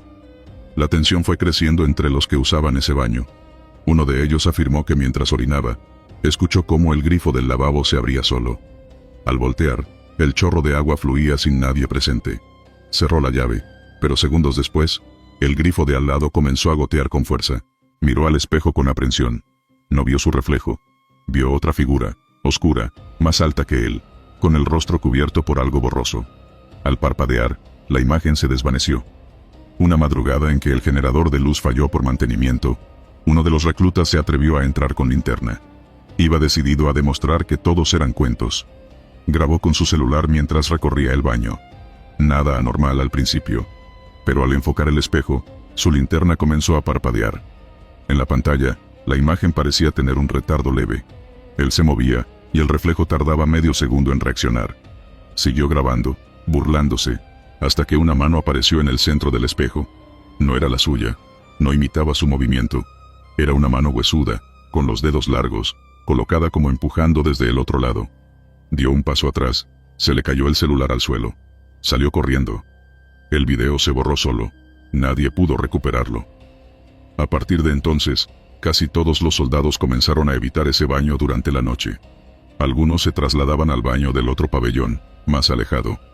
Otros preferían aguantarse hasta la mañana. La comandancia, al enterarse, consideró que se trataba de estrés colectivo. pero un sargento fue testigo de lo inexplicable. Entró por la madrugada al baño, medio dormido, sin prestar atención. Encendió la luz. Frente al espejo, vio una figura apoyada desde dentro, la palma presionada, los dedos delineados por el vapor invisible. Tocó el cristal. Estaba congelado. Fue entonces cuando la mano empezó a moverse, arrastrando lentamente los dedos hacia abajo, como dejando una estela en la superficie. El sargento retrocedió. Escuchó un golpeteo sordo dentro del vidrio, como si alguien lo golpeara desde adentro con los nudillos. Ese mismo día se mandó sellar el baño, con un letrero de fuera de servicio. Pero alguien rompió el sello por la noche. El vigilante en turno escuchó risas tenues salir del pasillo.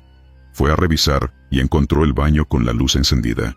Al entrar, vio todas las llaves abiertas, el espejo completamente empañado, y sobre el vaho, una frase escrita con dedo desde el otro lado. «Déjame salir». Mandaron quitar el espejo. Se lo llevó un técnico civil en una camioneta. En el trayecto de regreso, el hombre sufrió un accidente inexplicable. Su vehículo se salió del camino en una recta, sin huellas de frenado, como si hubiera visto algo que lo hizo perder el control. Al revisar entre los restos del accidente, el espejo estaba intacto, pero ahora tenía varias huellas de manos marcadas desde adentro, como si muchas personas hubieran intentado salir al mismo tiempo. A la fecha, nadie ha querido instalar un nuevo espejo en ese baño. A pesar de las remodelaciones, permanece vacío, sin reflejo, como si algo lo vigilara aún. En los registros del cuartel, quedó asentado como un incidente sin explicación, atribuido a histeria colectiva. Pero entre los soldados, todos saben lo que ocurrió. Algunos nuevos, al llegar, preguntan por qué el baño principal no tiene espejo. La respuesta siempre es la misma: mejor no preguntes. Y por las noches, más de uno ha jurado escuchar un golpe leve en la pared.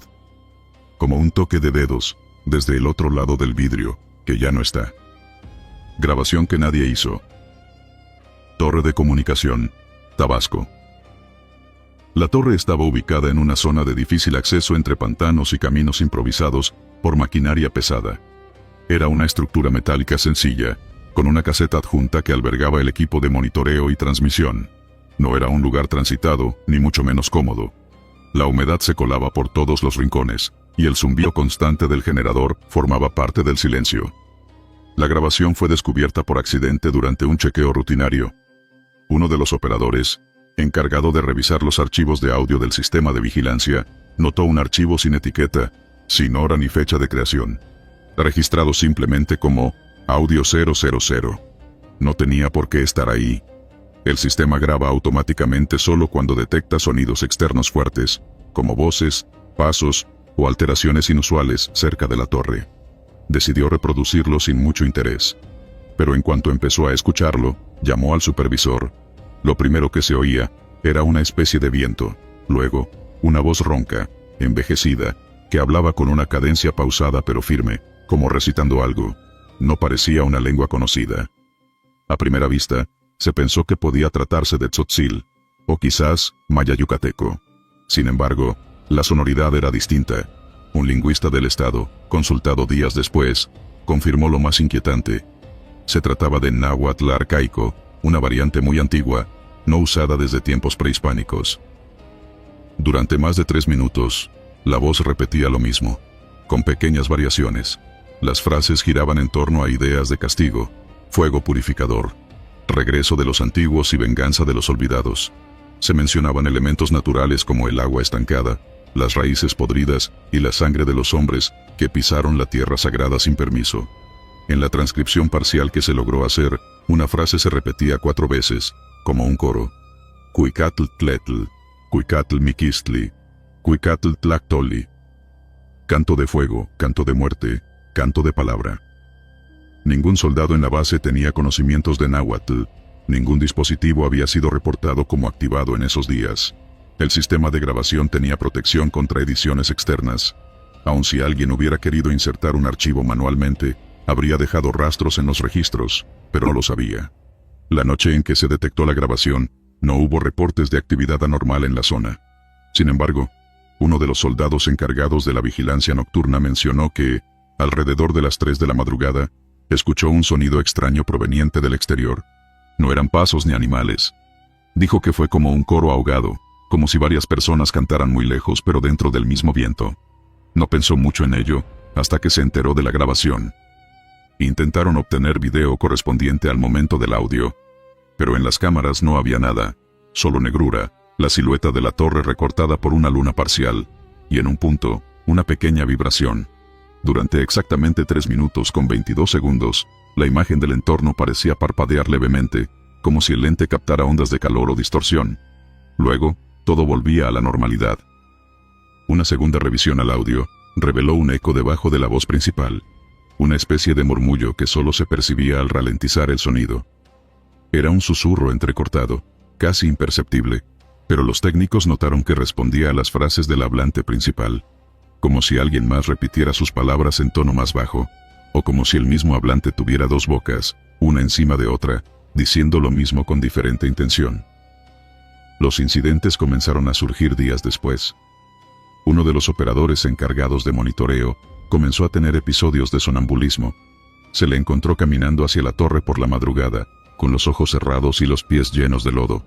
Otro, que había sido el primero en oír el archivo, sufrió una crisis nerviosa cuando creyó escuchar la voz del audio salir directamente del radio de la patrulla. Lo llevaron al hospital de la base, pero no volvió a hablar del tema. Se solicitó apoyo de la ciudad para revisar el sistema de grabación. Técnicos externos analizaron los componentes, buscando alteraciones, entradas no autorizadas o interferencias. Nada. Todo parecía funcionar perfectamente. De hecho, fue durante esa revisión cuando se dieron cuenta de algo aún más desconcertante. La grabación tenía una huella sonora previa. En términos técnicos, los dispositivos registran una firma digital única por cada evento de grabación. Esa firma revela desde qué micrófono fue captado el sonido, en qué canal, con qué nivel de ganancia y en qué secuencia temporal. El archivo, audio 000, no correspondía a ninguno de los micrófonos instalados en la torre. No había canal de origen. La huella era artificial, como si el sonido hubiese aparecido ya grabado dentro del sistema, sin que el sistema lo hubiera captado. Decidieron borrar el archivo. Uno de los sargentos, escéptico pero molesto por los efectos que estaba causando entre el personal, ordenó la eliminación total del material. El técnico obedeció. Pero al día siguiente, otro archivo idéntico apareció con el nombre Audio 001. Y esta vez, la duración era mayor, 5 minutos con 14 segundos. La voz era la misma, pero ahora había risas intercaladas, no humanas, agudas, entrecortadas, que surgían en los momentos de pausa. La entonación del hablante había cambiado, como si estuviera disfrutando el relato. El especialista en lenguas que había identificado el náhuatl fue contactado nuevamente. Lo escuchó con atención, y visiblemente perturbado, se negó a seguir colaborando. Dijo que algunas de las frases correspondían a rituales de sacrificio. Hablaban de entregar cuerpos al pantano para calmar a los que no descansan. Ese mismo día, uno de los soldados fue encontrado inconsciente a metros del pantano cercano. Tenía marcas en el cuerpo, como si algo lo hubiese sujetado con fuerza. Cuando despertó, solo repetía una frase en voz baja, una y otra vez. El fuego está esperando, el fuego está esperando. El comandante de la base decidió cancelar temporalmente el uso de la torre. La zona fue acordonada, y por órdenes superiores, se mandó cerrar todo el sistema de grabación por completo. El personal fue rotado a otras sedes. Sin embargo, semanas después, un nuevo destacamento enviado para tareas de vigilancia reportó que al encender los equipos, encontraron un único archivo en la memoria restaurada. Título, Audio 02. Duración, 7 minutos con 13 segundos. La descripción del contenido fue clasificada. Lo único que trascendió fue que, al final del audio, se oía una frase clara, en perfecto español. No nos han olvidado. Estamos aquí. Seguimos hablando. Desde entonces, esa torre permanece cerrada, y nadie quiere volver a escuchar lo que aún podría estar grabando. Pasos en la lámina techo de almacén, Sinaloa. Lo que se escuchaba no era el típico crujido del metal por el calor nocturno, ni la lluvia rebotando con su golpeteo tenue. Eran pasos, claros, rápidos, precisos, como si alguien corriera sobre el techo de lámina del comedor, justo antes del amanecer. Empezó una semana después de que llegáramos al destacamento improvisado cerca de la sierra. Era una vieja bodega adaptada con catres, cocina, y lo que se pudo armar de un comedor bajo una estructura techada con lámina ondulada. Al principio creímos que era un animal, quizá un mapache, tal vez un perro callejero, pero el sonido tenía una cadencia humana. Yo dormía justo al lado de la pared que daba hacia el comedor. La primera noche me despertó ese ruido. No lo asocié de inmediato con pasos, solo sabía que algo se movía arriba. Pero la segunda vez fue más evidente, como si alguien se lanzara en carrera y luego se detuviera en seco. Me incorporé en la cama, con el corazón acelerado. Eran las 3:17 de la madrugada. No lo comenté, no quería que pensaran que era sugestionable. Pero la tercera madrugada, otro compañero, el que dormía más cerca de la cocina, se levantó alterado. Preguntó si habíamos escuchado lo mismo. No estaba loco. Y eso me alivió, hasta que me asustó. Subieron a revisar al amanecer. No había huellas, ni daños en el techo, ni rastros de algún animal. Revisamos también el perímetro.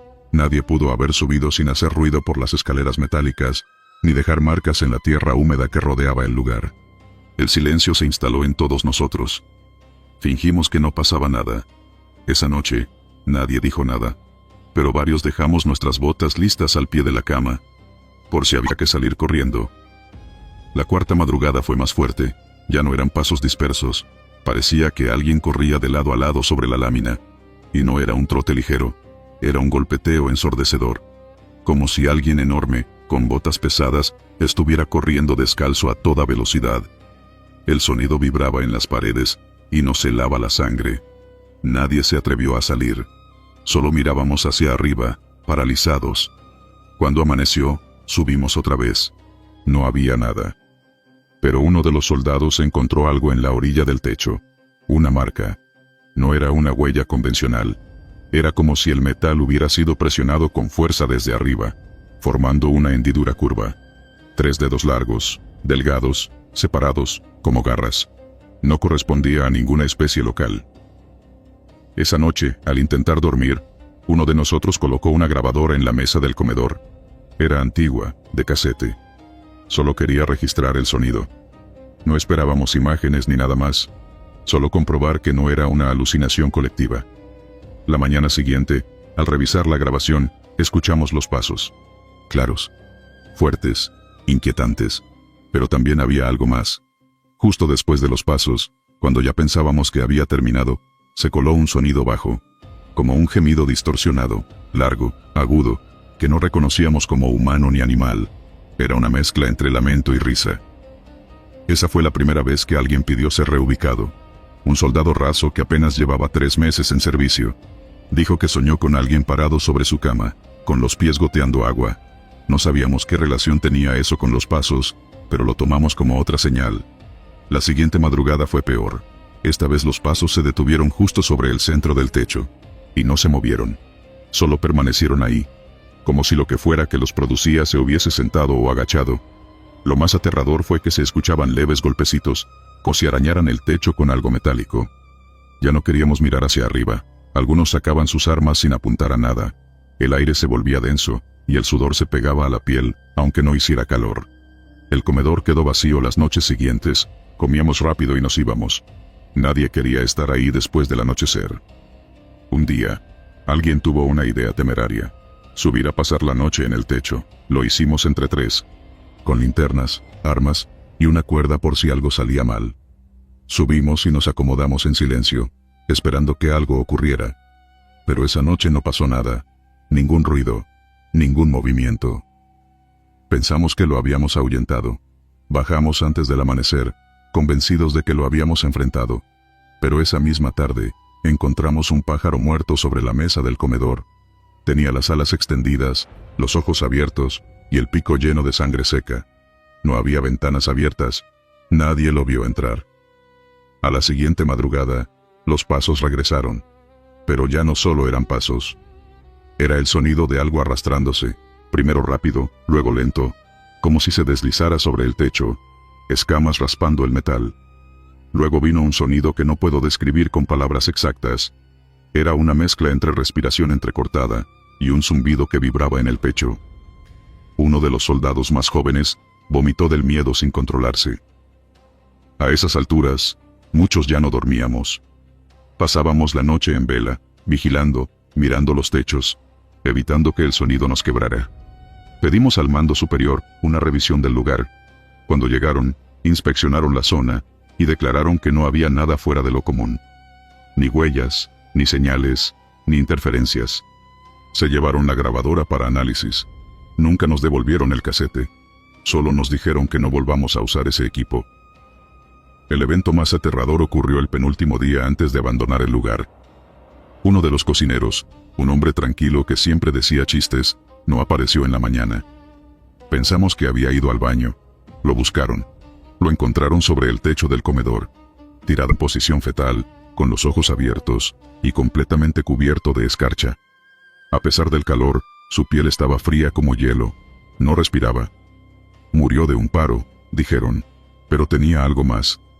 Tenía 3 marcas en el pecho, largas, paralelas, como arañazos que le atravesaban la camiseta. Nadie supo explicarlo. Sellaron la zona y nos trasladaron de inmediato. Lo hicieron ver como una medida estratégica, pero todos sabíamos que era por eso. Desde entonces, nadie volvió a usar esa bodega. Y aunque en los informes oficiales se habló de reubicación logística, entre nosotros quedó claro que algo, sea lo que sea, usaba ese techo como su ruta. Y que los pasos no eran humanos.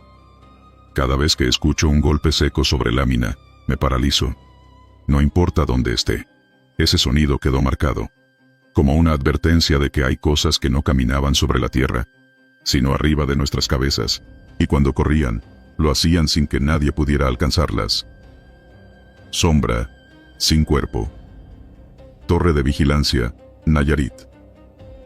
No recuerdo el nombre exacto del destacamento porque no estuve allí mucho tiempo.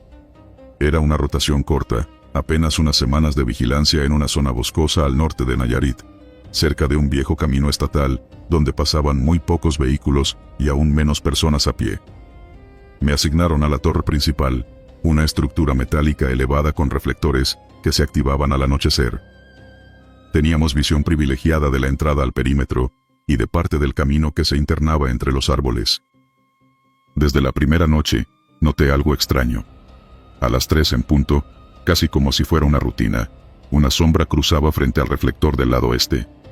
La silueta era nítida, como si alguien pasara caminando tranquilamente, proyectándose sobre la grava. Era imposible no verla.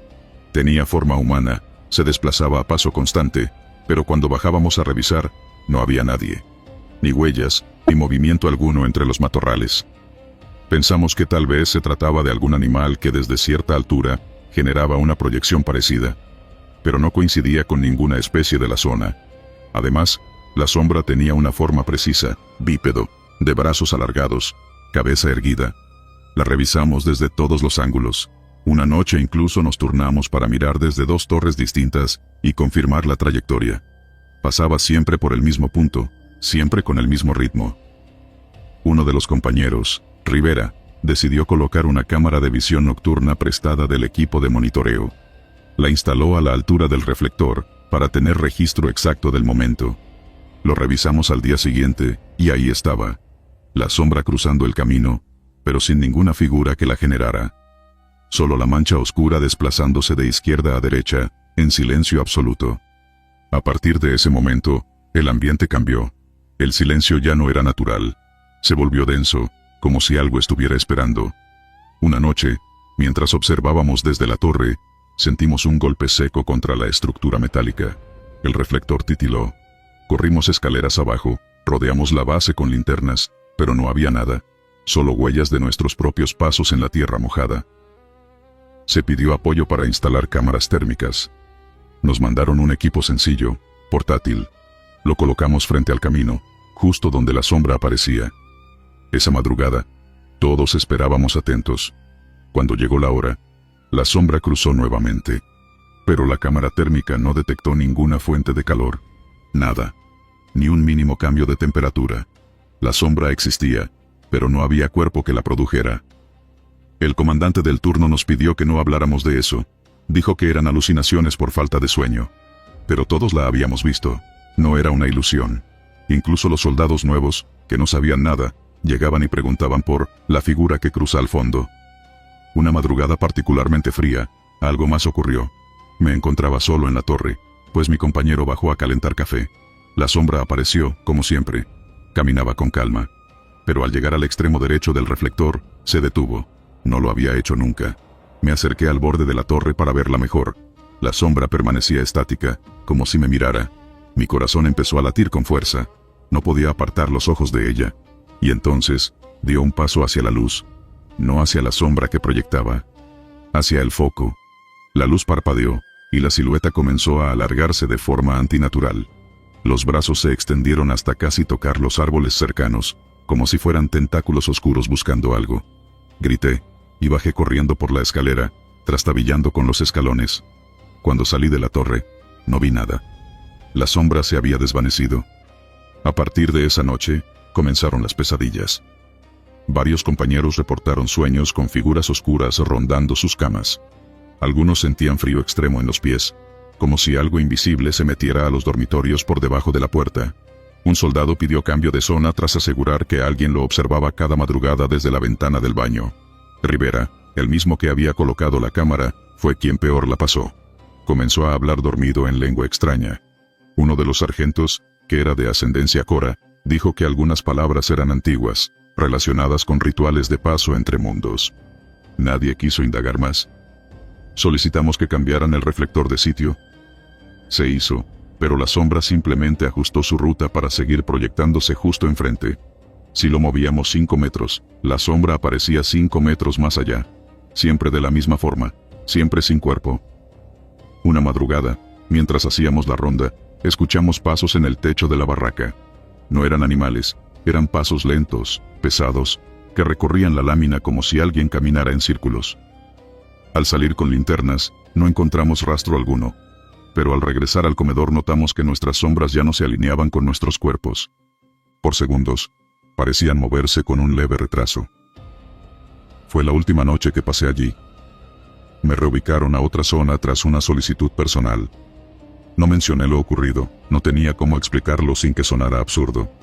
Pero aún con el cambio, durante semanas después de dejar la torre, la sombra apareció en mis sueños.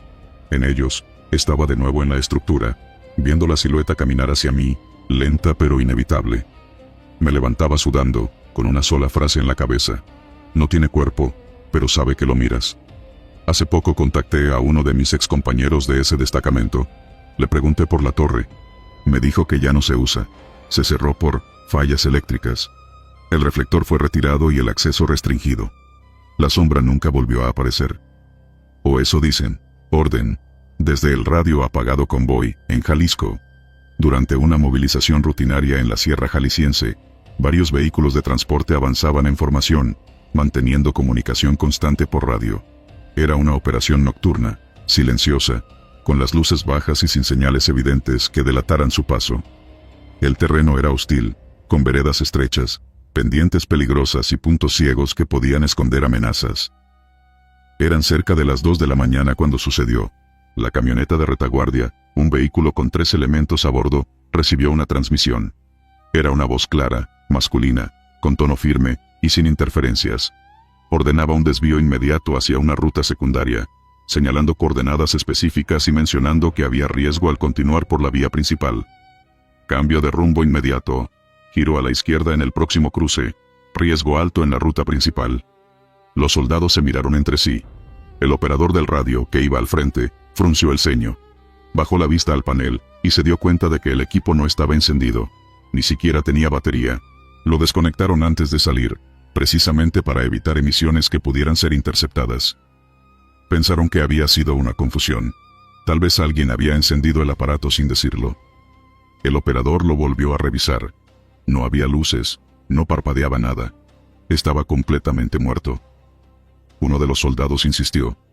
¿Y si fue de verdad? Dijo que había un riesgo. ¿Y si es una trampa adelante? La duda sembró tensión. No había forma de verificar la información sin alertar al resto del convoy, y cualquier error de juicio podía ser fatal. Finalmente, el comandante del vehículo, con 20 años de servicio, tomó la decisión. Activó las luces brevemente, hizo la señal para separarse de la caravana, y giraron por el camino que la voz había indicado. El tramo era viejo, con ramas invadiendo la carretera y piedras sueltas. Apenas habían avanzado unos 15 minutos, cuando el operador recibió un mensaje de texto en su celular personal. Era de un número desconocido y decía: «Deténganse, esperen aquí». El equipo volvió a mirarse.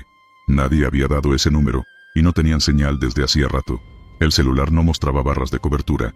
Aún así, el mensaje estaba ahí. Se detuvieron junto a un claro. El silencio era espeso. No cantaban grillos. No corría viento.